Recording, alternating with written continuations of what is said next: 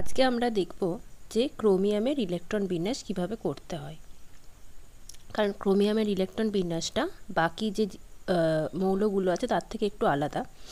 তো ক্রোমিয়ামের দেখো নর্মালি কি হওয়ার কথা ছিল যে 1s2, যেহেতু ক্রোমিয়ামের হচ্ছে 24, তো পরমাণু ক্রমাঙ্ক তো হওয়ার কথা ছিল 1s2, 2s2, 2p6, 3s2,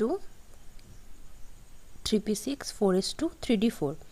but এটা এখানে এরকমটা হয় না, একটু ব্যতিক্রম হয়, তো সেটাই আমরা দেখব। যেহেতু এইটুকু হয়ে যাচ্ছে আর্গনের ইলেকট্রন বিন্যাস, তো আমি পুরোটা লিখছি না। এবার আর্গন, তো এটা হয় আর্গন 4s1 3d5।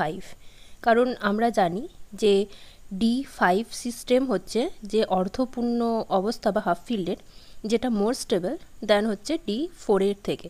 তো তার জন্য এই ইলেকট্রন বিন্যাসটা হয়, এটা হয় না, এটা হচ্ছে একটা ব্যতিক্রম ইলেকট্রন বিন্যাস ক্রোমিয়ামের।